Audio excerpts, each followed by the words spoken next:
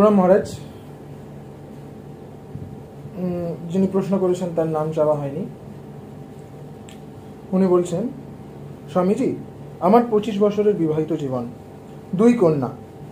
ঈশ্বরের কৃপায় আমার স্বামী ভালো কোম্পানিতে চাকরিরত। ঈশ্বরের কৃপায় আমার সন্তানরা পড়াশোনা এবং স্বভাব চরিত্রে এখন পর্যন্ত সঠিক রাস্তায় আছে। আমি গৃহবধূ হিসেবে একজন মানুষের যতটা দায়িত্ব কর্তব্যবোধ থাকা উচিত পালন করার চেষ্টা করি। আমার শ্বশুরবাড়ি আমাকে দিয়ে অসুখী নন। ইনফ্যাক্ট আমি দেখতে গেলে ভীষণ সুখী সব দিক থেকে। মহারাজ, আমার জীবনে অন্য কোনো দুঃখ, সমস্যা, কষ্ট কিছুই নেই। ঈশ্বর আমাকে সব দিক থেকে ভালো রেখেছেন। কিন্তু মহারাজ, আমার স্বামী মানুষ হিসেবে খুবই ভালো, দায়িত্বপরায়ণ, কর্তব্যপরায়ণ, অপরের কষ্টে ভীষণ কষ্ট পায়। মনুষ্যত্বের গুণাবলী ওনার মধ্যে আছে। তাই তো 25 বছর ঘর করতে পারছি। কিন্তু মহারাজ, ভীষণ ইগো, ভীষণ বদমেজাজি।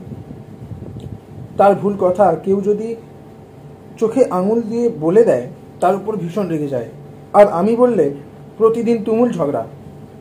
আর নিজের ভুলকে ঢাকার জন্য যেমন খুশি তেমন উল্টো পাল্টা কথা বলে ঝগড়া করে যাওয়া, এটা ওনার প্রচণ্ড অভ্যাস। আমি কিছু ভালো কথা ভালোভাবে প্রেজেন্ট করলেও সহ্য করতে পারেন না। মাথা গরম হলে যা খুশি তাই বলেন। অবশ্য আমার গায়ে হাত তোলেন না, কিন্তু মুখের ব্যবহার মারের চেয়ে অনেক বেশি হয়ে যায়। কিন্তু উনি ভালো থাকলে একদম কি যে ভালো বোঝাতে পারবো না। খুব মুডি, সামান্য জিনিসের জন্য তুমুল ঝগড়া করে ফেললো। আবার অনেক বড় জিনিস কোনো রিয়াকশনই দিল না। মহারাজ, বেশি বড় করে তো লেখা যাবে না। আমি শুধু এটুকুই জানতে চাই যে আমারও কোনো ভুল থাকতে পারে। সেটা তো আমি ধরতে পারছি না। উনি যখন অকারণে ঝগড়া করেন, আমিও তো তার ভুলটা বোঝানোর জন্য সমান তালে কথা বলে যাই। ওনার অযৌক্তিক কথা মেনে নিতে পারি না, তাই সবসময় ঝগড়া বাড়তে থাকে। মহারাজ, আমার কি করণীয়? কিভাবে ঝগড়া, অশান্তি ঘর থেকে দূর করা যায়, এটাই আমার প্রশ্ন। আমার কোনো কথা কোনোদিন শোনেন না উনি। আমি যা বলবো তাই না হয়ে যায়। আমার ইচ্ছা অনিচ্ছার কোনো দাম নেই ওনার কাছে। তবে কি আমিই ভুল? আমারই উচিত ইচ্ছা প্রকাশ বন্ধ করে দেওয়া? প্রশ্নটা সত্যি আসার আগেই কেউ বলছিল খুব কামাল প্রশ্ন এসেছে একটা। তবে বলছেন মারটার খাননি, একটু খাওয়া উচিত ছিল। তাহলে যদি একটু চেতনা আসতো, জানেন তো, ইলেকট্রিক শক লাগা মানুষ, তারপরে অজ্ঞান হয়ে যাওয়া মানুষ, এদের মুখে একটু জলের ছিটে দিতে হয়, চর থাপ্পড় মারতে হয়, বা অনেক সময় ডান্ডা ঠান্ডা দিয়েও মেরে দিতে হয়। তো আপনার একটু মার খাওয়া দরকার ছিল জীবনের। বড় হতভাগ্য, জানেন তো। একরকম হতভাগা হয় যারা জীবনে কোনো রকমের ফেভার পায়নি, টাকা পায়নি, পয়সা পায়নি। এবং তার থেকেও বড় হতভাগা হয় যারা জীবনে কিছু শেখেনি। একরকম হয় লেখাপড়া শিখেছে, চাকরি পাচ্ছে না, এদের হতভাগ্য আমরা বলি। এরকমই লোক 90% সমাজে। আরেক রকম লোক হয় যারা লেখাপড়াও শিখেছে, চাকরিও পেয়েছে, তবুও তাদের জীবনটাই এমন যে নিজের জীবনের যন্ত্রণা হয়ে রেখেছে। নিজের জীবনের যন্ত্রণা সে নিজেই হয়ে আছে। আপনাকে কোন জায়গা থেকে আমি বলি, কোন দিক থেকে বলি, একটা বেহুশ মানুষকে হাত ধরে রাখবো, না পা ধরে রাখবো, না চুল টেনে রাখবো, না থাপড় দিয়ে রাখবো, এর তো কোনো মাপদণ্ড হয় না। অনলি আপনার সাথে কি করে তা পরের কথা। আগে দেখুন আপনি নিজেই নিজের সাথে কি করেছেন। আপনি জীব নন, আপনি চেতনা নন, আপনি তো বোধহয় দেহও নন। আপনি শুধু একজন স্ত্রী, একজন গৃহবধূ। ওকে, তাই তো? আপনি আপনার জীবনের সাঁতার কাটতে জানেন, খেলা জানেন, কোনো ক্রিয়েটিভ এনার্জি আছে আপনার? রাস্তায় ছেড়ে দিলে নিজের পেটের ভাত জোগাড় করতে পারবেন ঠিক মতো? একা রাস্তায় চলার মতো বুকের বল আছে রাত্রি 12টার সময়? আপনার ওয়ার্ক এফিসিয়েন্সি নিয়ে কোনো প্রশ্ন নেই। আমি এখন বলছি আপনি তখন আপনাদের মতো একটা বড় গোষ্ঠী আছে, জানেন তো, স্ত্রীদের এই যে অবহেলিত, শোষিত, নিপীড়িত যারা হয়, তার ঠিক আগের জীবনটা এইরকম হয়। এবং আরও হতভাগ্য সে যে জীবনের চ্যালেঞ্জ সামনে দেখেইনি। আপনার যে সুখ এরকম হতভাগ্যতারই আরেকটা রূপ। আপনি ক্রাফট নিয়ে প্রশ্ন করলেন না, আপনি এডুকেশন নিয়ে প্রশ্ন করেন না, গৃহবধূ কালচার নিয়ে প্রশ্ন করে না, কোনো কালচারাল অ্যাক্টিভিটি তার নেই, তার ফিজিক্যাল হেলথ নিয়ে কোনো প্রশ্ন নেই, সমাজের কি চলছে পলিটিক্স নিয়ে তার কোনো মাথা ব্যথা নেই, সমাজনীতি নিয়ে তার কোনো মাথা ব্যথা নেই, আর শাস্ত্র তো দূরস্থান। Nothing issue to you. দুই কন্যা, তাদের পড়াশোনা, স্বভাব চরিত্র, স্বামীর চাকরি আর বাবা মায়ের খুশি আপনার কাছে ভালো থাকার মাপদণ্ড। এর থেকে বেশি নিজের প্রতি অপ্রেম, অজ্ঞান এবং দাসত্বের অন্যে সুখ খুঁজে নিশ্চিন্ত হয়ে থাকা আর কি হতে পারে। শ্রীরামকৃষ্ণ একটা উদাহরণ দিতেন পাঁকাল মাছের। সেই মাছ পাঁকের মধ্যে মুখ গুজরে শ্রীরামকৃষ্ণ উদাহরণ দিতেন। জাল পড়েছে, জালের মধ্যে মাছ মুখ গুজরে বসে আছে, পাঁকের মধ্যে গিয়ে বলছে খুব খুশি আছি, ফার্স্ট ক্লাস প্যাকেজ, কেঁচো টেঁচো আসছে, খাচ্ছি, আর চারিদিকে একটা জালের মতো দেখতে পাচ্ছি, আবরণ করে রেখেছে আমাকে, আমার প্রোটেকশানে। এটা ভুল করলে জাগানো যায়, বেহুশকে কীভাবে জাগাবো?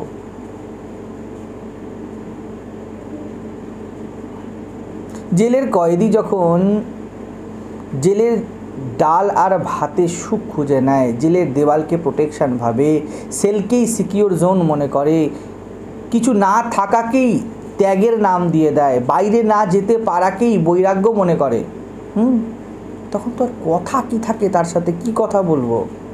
I am happy.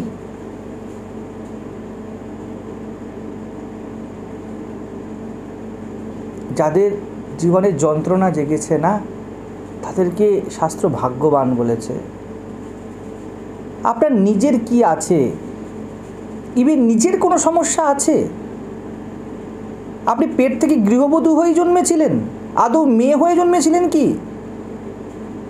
99% শতকরা 80 থেকে 90% মহিলার এই সমস্যা। তার নিজের কোনো অস্তিত্ব নেই। আমি এতবার এই কথাগুলি বলে চলেছি, আবার রিপিট করতে হচ্ছে। আপনি যে নতুন প্যাকেজ আনলেন বা নতুন যে বর্গকে আমার সামনে কমকে দাঁড় করালেন, এটা একটা বড় পোর্শন মেয়েদের মধ্যে, যারা শুধু বঞ্চিত দলিত নয়, যারা বঞ্চনা, দলন, অত্যাচার, নিপীড়নের যোগ্য, এই রকম জীবনই প্রকৃতির মার খাওয়ার এবং প্রকৃতির মার দেওয়ার উপযুক্ত জায়গা।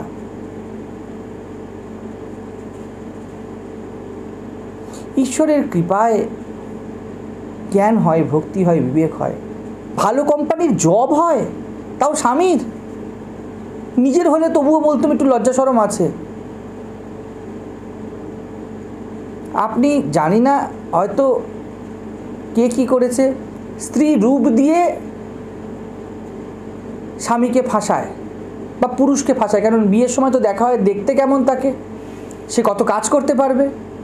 এবার আর পুরুষ কী নিয়ে আসে, তার সামনে একটা পার্মানেন্ট বড় মাপের মোটা অঙ্কের টাকার জব নিয়ে আসে। তাহলে কি হলো? আপনি রূপ দিয়ে টাকা আনলেন, বলুন আর প্রস্টিটিউশন কি হতে পারে? এবং তাতে কত গর্ব, আমার কাছে বাবুরা আসে।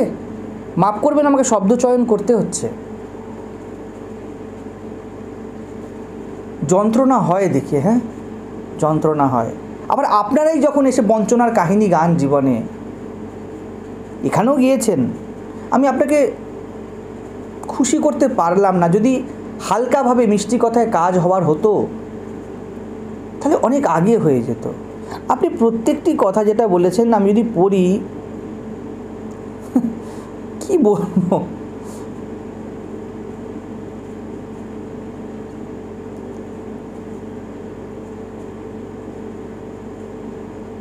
যদি জবই ঈশ্বর কৃপার মাপদণ্ড হয়, তাহলে তো প্রত্যেকটা সন্ন্যাসী অকৃপায় আছে, তাদের উপর তো ভগবত কৃপা হয়ইনি একবারে।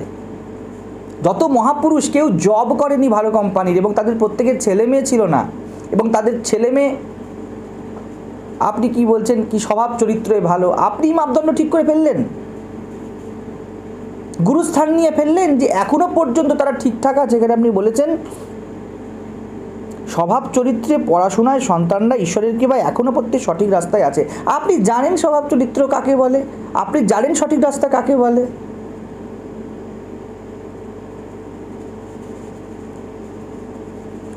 এই জন্য আমি বলে থাকি পিতামাতার মতো সর্বনাশ আর কেউ করেনি।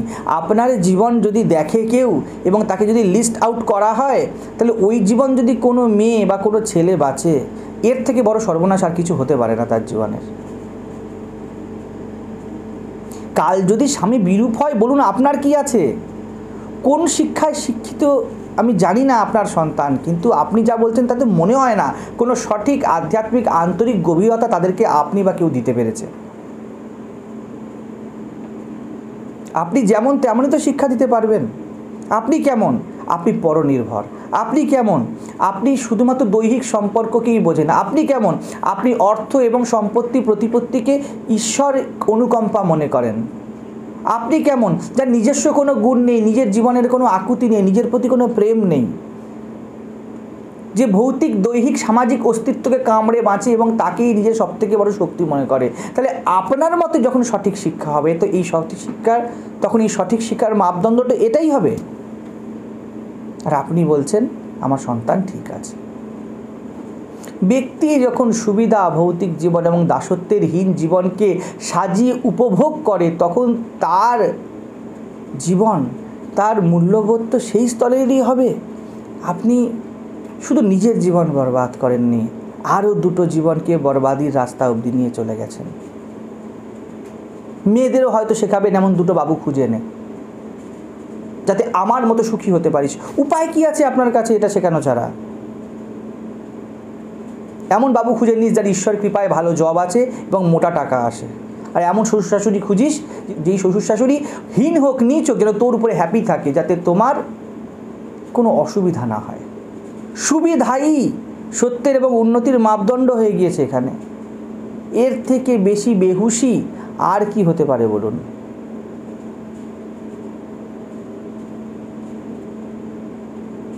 আপনি বলছেন দায়িত্বপরায়ণ কি কর্তব্যপরায়ণ, মেয়েকেও তাই শেখাবেন। এমন কোনো ভৌতিকভাবে শারীরিক সুবিধা দিতে পারে, ভালো প্যাকেজ আছে, এমন দুজনকে খুঁজে নিস যারা দায়িত্বপরায়ণ হবে। আর দায়িত্বের ডেফিনেশন তো কি, সেটা তো আপনার মতোই হবে না। আমি তো জানতাম স্বামী স্ত্রীর বিবাহ চেতনার সাথে চেতনার মেলবন্ধন, একজনের চেতনা আরেকজনকে তোলে। এ কেমন মেলবন্ধন হয়েছে? এবং আপনার নয়, এরকম লক্ষ লক্ষ দম্পতি ঘুরে বেড়াচ্ছে। মেয়েকে বলবেন ইউ আর সিকিওর নাও, দায়িত্ব কর্তব্যশীল লোক আছে নিশ্চিত। আমি একটু গ্যারান্টি দিয়ে বলতে পারি, মেয়েদের রূপের বিষয়ে আপনি যথেষ্ট এরম ক্ষেত্রে কশিয়াস হওয়াই খুব স্বাভাবিক। তাদের আউটলুক বিষয়, রূপ মানে আউটলুক, শুধুমাত্র মুখ নয়। মুখ তো যেমন যে জন্মেছে তার উপর কিছু করা যাবে না, শিখিয়ে তো এমনই দিতে হবে যেন নিজের আউটার পারসেপশনটাকে ঠিক রাখিস মা। ওটা দেখেই তো আসবে তারা, যারা দায়িত্ব কর্তব্য পরায়ণ হয়ে গিয়ে তোকে মোটা টাকার প্যাকেজ দেবে। বিবাহ অনেক উঁচু দায়িত্বের কাজ ছিল, অনেক উচ্চ জীবন তার থেকে বেরোতে পারে। দায়িত্ব বলছেন, জানেন দায় কি জীবের? একে অপরকে মুক্ত করে দেওয়া, এটা দায়। একে অপরকে ভৌতিক অস্তিত্বের উপরে, মেটেরিয়াল ওয়ার্ল্ডের উপর নির্ভরশীল না বানানো, একে অপরের উপর নির্ভর না করা। খুব ভুল শিখেছেন যদি এরকম শিখে থাকেন আপনারা কেউ, যে ভালোবাসা মানে একে অপরের উপরে দায়িত্ব করা, দায়িত্ব দেওয়া, একে অপরের কাঁধ হওয়া, একে অপরের চোখের জল মোছা। আজ্ঞে নয়।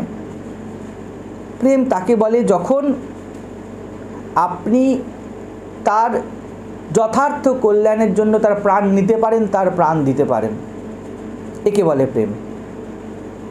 আপনি তার এত শক্তি যে আপনারও প্রয়োজনীয়তা নেই, একে বলে প্রেম। কিন্তু যাকে আপনি মনে করেন আপনার শক্তি, দেখুন সেই সব থেকে বড় দুর্বলতা। তার কিছু হলে আপনার জগৎবোধ থাকে না, আপনার হাতের গ্লাস পড়ে যায়, আপনার কাজে মন বসে না, তাহলে আপনার শক্তি হলো না দুর্বলতা হলো? জানতে হবে তো দায় কি জীবের প্রতি জীবের, কে আপনি? শরীর। তবে তো আর্থিক সুবিধা থাকলেই হলো। আর এইসব কী সব রাগ টাগ বলছেন, বদমেজাজি কী সব বলছেন, জেনে রাখুন যার আধ্যাত্মিক শিক্ষা জীবনে নেই সে স্বাস্থ্যবান নয়। অধ্যাত্মই একমাত্র স্বাস্থ্য। যার স্বাস্থ্য নেই তার রোগের নানা নাম হবে। আপনার জীবন আপনার কোথায়? এতে উচ্চতা সৌন্দর্য কোথায়? জ্ঞান কোথায়? শ্রদ্ধা সম্মান পাওয়ার যোগ্যতা কোথায়? কিভাবে শ্রদ্ধা সম্মান পাবেন যে আপনার কথা কেউ মানবে? শুধু আপনি নয়, স্ত্রী জাতির একটা বড় বর্গ এই কাজটাই সুনিপুণভাবে করে চলেছে। পরের ধনে পোদ্দারি। আপনার যা আছে বর্তমানে তার সময় পরিস্থিতির দান, তা যদি ঘুরে যায় আপনি ব্যক্তিগতভাবে নিঃস্ব। এমন কিছু নেই আপনার যা আপনার থেকে কাড়া যায় না। কোনো গুণাবলীর জন্য এই ঘরগুলো এইভাবে স্থাপন হয় না। সুবিধা এবং সময়ের গিফট হ্যাম্পার কন্টিনিউ চলছে বলে মনে হচ্ছে সব ঠিক আছে। আমি খুব খুশি। আসুক না সংসারে অভাব, সন্তানের অবাধ্যতা আসুক না। কি করতে পারবেন আপনি? কে মানবে আপনাকে? এমন কি আছে যেই জন্য আপনাকে মেনে চলা যায়? আপনার কাছে শ্রদ্ধায় মাথা অবনত হয় এমন কি আছে আপনার কাছে?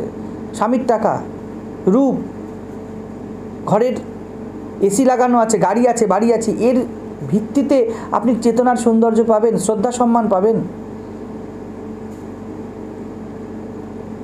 প্রয়োজন প্রেমের নামান্তর হয়ে সমাজে ঘুরতে থাকে, পরিবারে ঘুরতে থাকে, আর স্ত্রী মনে করে আমি খুব প্রয়োজনে আছি, আমি খুব প্রেমে আছি, সবাই আমায় বড় প্রেম করে। আহা হা হা। আপনি একটি প্রয়োজনের প্যাকেজ, আপনি একটি সন্তান উৎপাদন করার মেশিন, আপনি ঘর কান্না সামাল দেওয়ার একটা কেয়ারটেকার। যদি আপনার মধ্যে সেই উচ্চতা না থাকে, প্রেম ততক্ষণ থাকবে যতক্ষণ এই কাজগুলো আপনি সঠিকভাবে চালিয়ে যাবেন। যদি বিশ্বাস না হয় বন্ধ করে দেখে নিন কি ঘটে।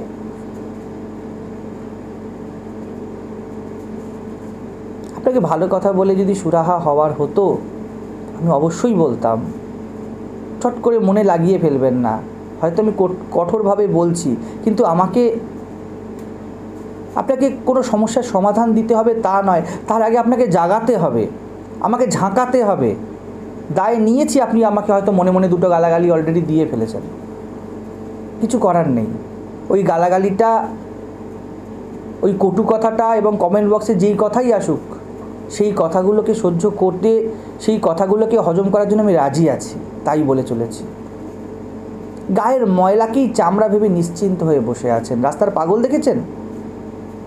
তাদের ধরে স্টান টান করানো হয়, তাদের জোর করে জাগাতে হয়, টেনে হিঁচড়ে নিয়ে যেতে হয়। আমাকেও সেই কাজটা করতে হচ্ছে। মনুষ্যত্ব বলছেন, মনুষ্যত্ব কি জানেন? যার বেহুশি সে মানুষ কিভাবে? মানুষই তো মানুষ। আজ যদি আপনার হাজব্যান্ড খুব উঁচু কোনো চেতনা স্তরে ওঠেন ও আপনার প্রতি উদাসীন হয়ে যান, ধরুন আশ্রমে যাওয়া শুরু করলো, বিবেকী বিরাগী হয়ে গেল, সাধন প্রবণ হয়ে গেল, যা কিনা দেবত্বের গুণ, আপনি বলছেন মানুষ হিসাবে উনি খুব ভালো, এই মানুষই যদি এগিয়ে গিয়ে দেবতা হয়ে যায় আপনার থেকে বেশি অখুশি কেউ হবে না। আগে দেখুন নিজে কোন স্তরে আছেন অন্যকে জাজ করার আগে। আপনার হাতে দাঁড়িপাল্লা আছে, দাঁড়িপাল্লায় 1 কিলো এমনিতেই এদিক ওদিক হয়ে আছে, এর ভিত্তিতে আপনি সমর্থ দিয়ে মাপবেন কিছুকে? আপনার স্বামী মনুষ্যত্বে প্রতিষ্ঠিত, তো আপনি মনুষ্যত্বের ডেফিনেশনে ততক্ষণ দিচ্ছেন যতক্ষণ আপনার সুবিধা হচ্ছে। যদি স্বামী মনুষ্যত্ব থেকে উপরে উঠে যায় এবং তাতে আপনার সুবিধা না হয়, আপনি কোনো মনুষ্যত্বের ধার ধারবেন না। সোজা কোর্ট, এরকমই হাজার হাজার লাখ লাখ ফাইল পড়ে আছে কোর্টে। আমাদের এখানে আসে, পালিয়ে পালিয়ে আসতে হয়, কারণ তাদের স্ত্রীরা বা তাদের মনুষ্যত্বওয়ালা মুখটাকে খুব ভালোবাসে। দেবতার মুখ দেখলে তাদের বড় কষ্ট হয়।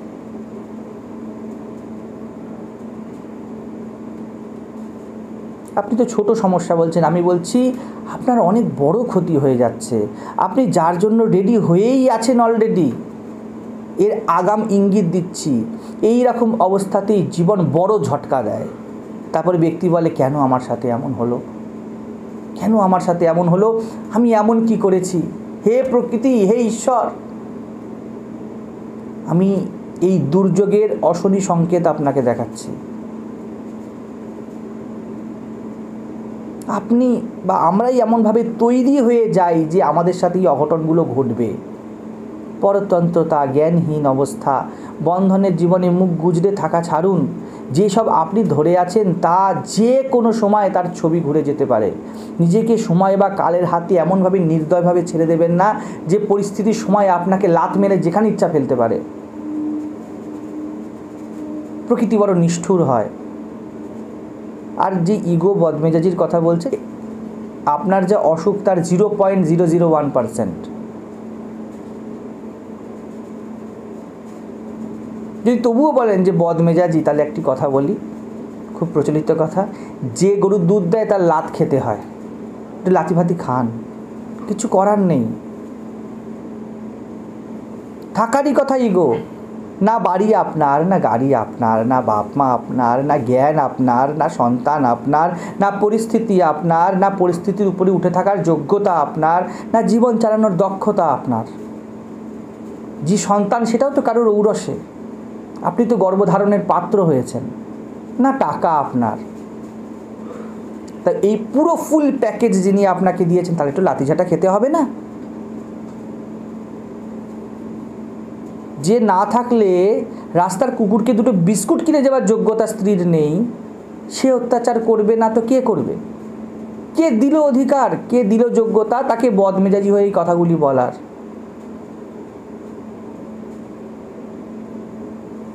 তাকে কিভাবে বিচার করবেন? অফিসের যে বস, তাকে পিয়ন বিচার করবে? তাকে কোনো একজন গেটকিপার বিচার করবে? খেতে পড়তে দিচ্ছে, গলার হার দিয়েছে, মানিব্যাগে টাকা দিয়েছে, আলমারি ভর্তি কাপড় দিয়েছে, আর কি চাই? এর বদলে একটুখানি বদমেজাজও সহ্য করবেন না?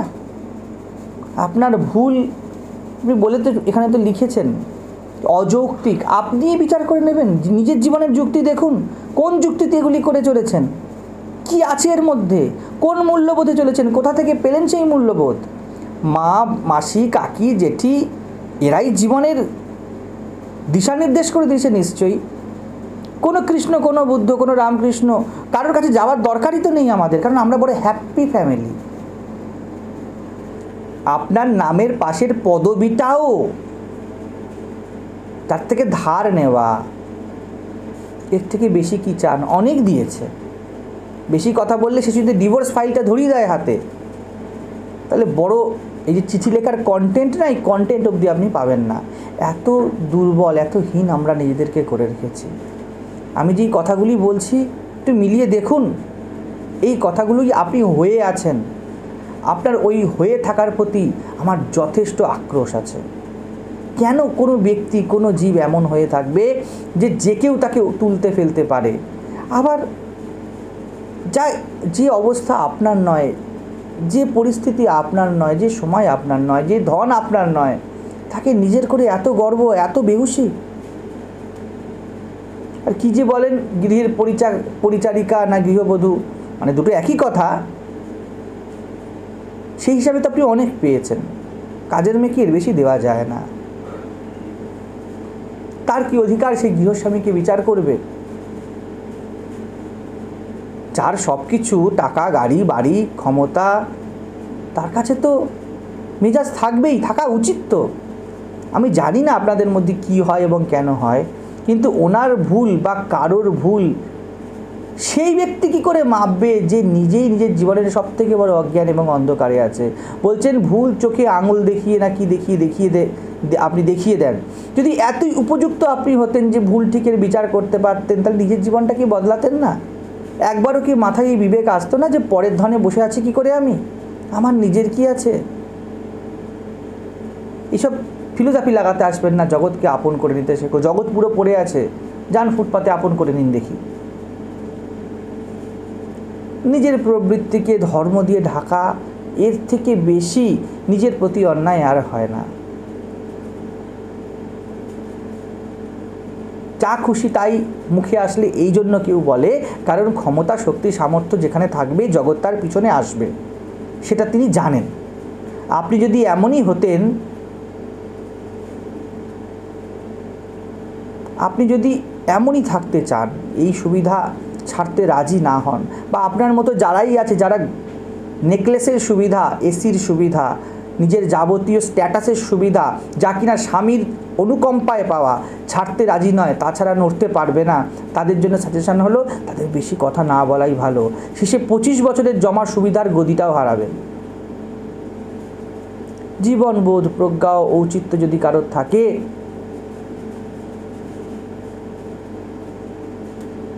জীবনবোধ, প্রজ্ঞা এবং ঔচিত্য যদি কারোর না থাকে, তখন কি করা যাবে? আর যদি থাকে, তখন তার কথা যে কেউ শুনবে। আপনি বলছেন এখানে যে মুখের ব্যবহার মারের থেকেও ভালো। আমি তো আগেই বললাম, আমরা তার যোগ্য হয়ে আছি, এই জন্য এটি পাচ্ছি। আমি তো বলছি সুবিধা সরল বলে সাবধান হয়ে যান। আপনাকে আমি ভয় দেখাচ্ছি না, আপনাকে আমি ছোট করছি না। বুঝুন, আপনার মধ্যে যা ছোট আছে, যা মায়া, যা মিথ্যা, আমি তাকে আঘাত করতে চাইছি। কেন আপনার কথা শুনবে? কি আছে আপনার কাছে সঠিক শোনানোর মতো? কি জীবনের ঔচিত্য, কি ঠিক আপনি বুঝে গিয়েছেন? কতখানি স্বাধীন আপনি, কতখানি স্বতন্ত্র আপনি, কতখানি আপনার চিন্তাধারা চেতনা স্তরে উঠেছে যে কেউ আপনার কথা শুনবে? জ্ঞান, দক্ষতা, গুণ, নীতি কি আছে আপনার যে লোকে আপনাকে শুনবে? একজন অ্যাভারেজ গৃহবধূর থাকেটা কি? স্মৃতির সিঁদুর, হাতের শাখা, সন্তানের স্বাস্থ্য, তার মঙ্গল কামনায় ষষ্ঠী পুজো এবং স্বামীর সাথে কৈগোর সম্পর্ক। এর ভিত্তিতে আপনার কথা কেউ শুনবে? স্কুলের একটা টিচারের কথা শুনতে গেলেও, একটা প্রাইভেট টিউটারের কথা শুনতে গেলেও তার যোগ্যতা চাই। সেই যোগ্যতাও আছে কি? দুদিন বাদে হয়ে যাবে। এই যে কমফর্টেবল দেখছেন না, দুদিন পরে এই কমফর্ট জোন থাকবে না। আপনারা যে কাজগুলো ঘরে গৃহবধূ হিসাবে করেন, সেগুলো রোবটস করবে। এবং এই যে সন্তান উৎপাদনের যেটা আছে, কিছুদিন বাদে দেখবেন টেস্ট টিউব বেবিরা করবে, ল্যাবে বাচ্চা জন্মাবে। একটা কারণ বলুন যে জন্য আপনার কথা শোনা উচিত।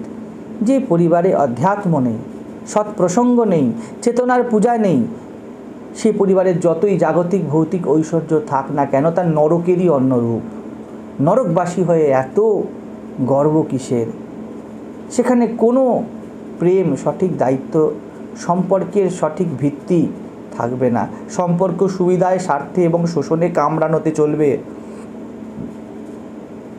যতক্ষণ পর্যন্ত না স্থূলের পূজারীরা স্থূলভাবে মার খায়, ততক্ষণ পর্যন্ত জাগে না। कहत कबीर तब हु नर जागे, यम का दंड मुंड में लागे। যমদণ্ড চাই, আমি প্রার্থনা করি এমন দণ্ড আসুক আপনার জীবনে, তাতে যদি জাগেন, তাতে যদি কিছু হয়। হতভাগা তারা, যারা জীবনের আন্তরিক সৌন্দর্যে আসার সুযোগই পেল না। মায়া এমনভাবে করে লাগলো, না এ ঘাটের না ও ঘাটের, খিদেই জাগলো না তাদের মধ্যে। বড় লোকসান তাদের হয়ে গেল, যাদের জীবনে সত্য শিব সুন্দর নেই। অকারণ ঝগড়া বলছেন, এই যে গৃহস্থালী, এরই বা কী কারণ আছে বলুন?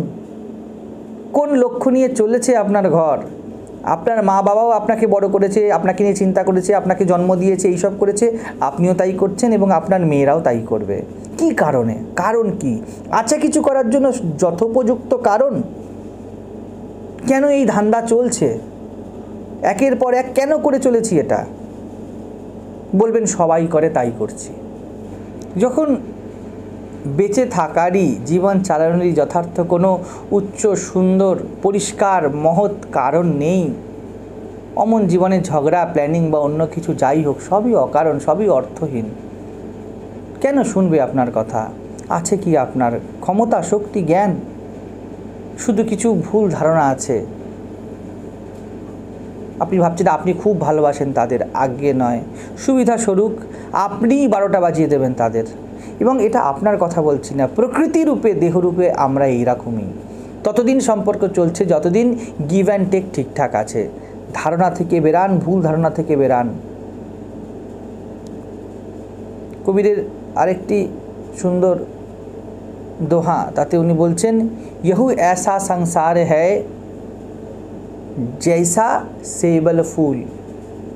दिन दस को व्यहार को झूठे रंगी ना भूल।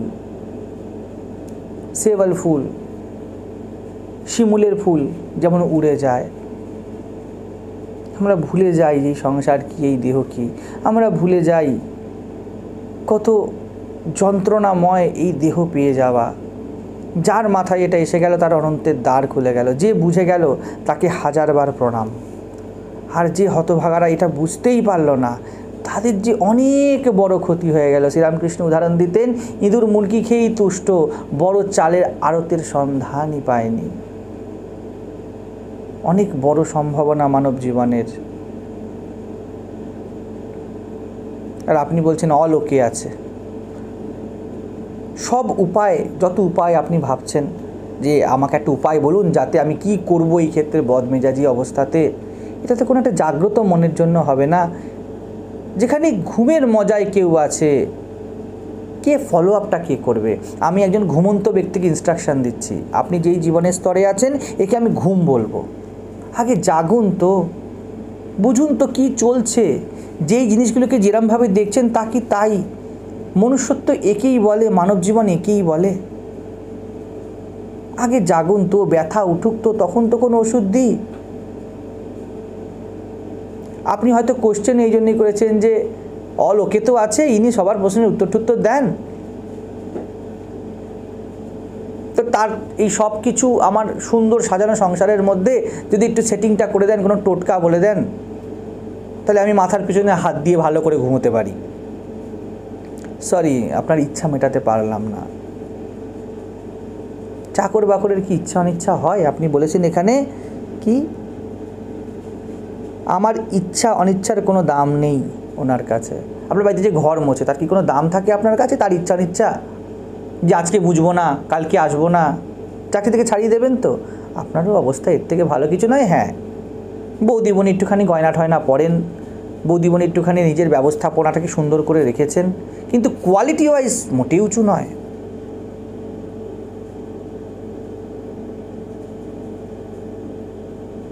যদি আপনার মধ্যে কোনো আন্তরিক সৌন্দর্য উচ্চতা থাকে তবে সঙ্গীও সেই দরেরই হতো। রেগে যাওয়া, বদমেজাজি হওয়া খারাপ নয়, কিন্তু কি বিষয়ে বদমেজাজি হচ্ছে আপনিই তো বলছেন অযৌক্তিক।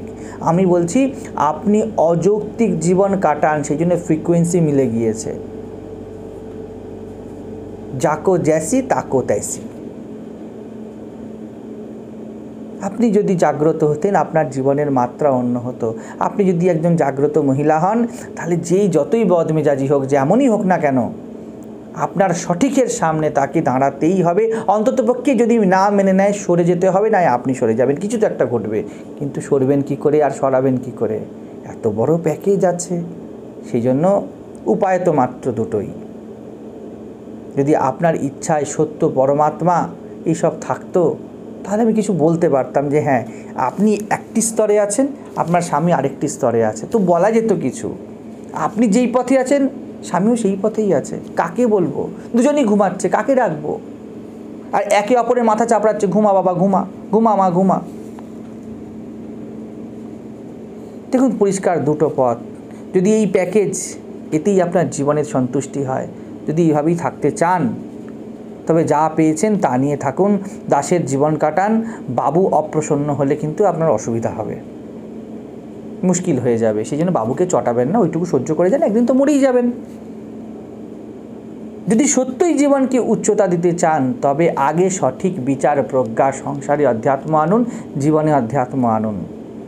আধ্যাত্মিক ব্যক্তি একমাত্র কোনো সঠিক পথে চলার যোগ্যতা রাখে, বাকি কারোর ক্ষমতা নেই যে সঠিক পথে চলবে। আপনি যেমনই হন, আপনি চলতে পারবেন নাকি? ম্যারাথন দৌড়ের জন্য অনেক প্র্যাকটিস, অনেক যোগ্যতার প্রয়োজন পড়ে। আধ্যাত্মিক হয়ে যাওয়াই সঠিক যে কোনো কর্মের জনক হওয়া। আর কি বলবো, সঠিক সময় হয়তো আসেনি যে এর বেশি গভীর কিছু আপনাকে বলা যাবে। অনেক কথা বললাম, কিন্তু আমি যে এগাবো আর তার উপায় নেই, কারণ ব্যক্তি নেই সামনে যাকে আমি এগিয়ে দিতে পারি। আপনি যদি সেই ব্যক্তি হয়ে কখনো আসেন বা ব্যক্তি হয়ে ওঠেন, নিশ্চিত আপনার জন্য অনন্ত সৌন্দর্যময় জীবন অপেক্ষা করছে। প্রত্যেকের জন্য অপেক্ষা করছে। বিকল্প আছে এরকম জীবনের। আগে জীবনের স্তর নিজের স্ট্যান্ড পয়েন্ট স্থির করুন। ফাঁপা বাঁশ দিয়ে ঘর বানিয়ে বা দুর্বল দেয়ালে বসে নিশ্চিন্ত হয়ে যাওয়ার থেকে হতভাগ্যতা আর কি হতে পারে। এখন থেকে চেতুন, সাবধান হয়ে যান যারা এই রকম জীবন কাটাচ্ছেন।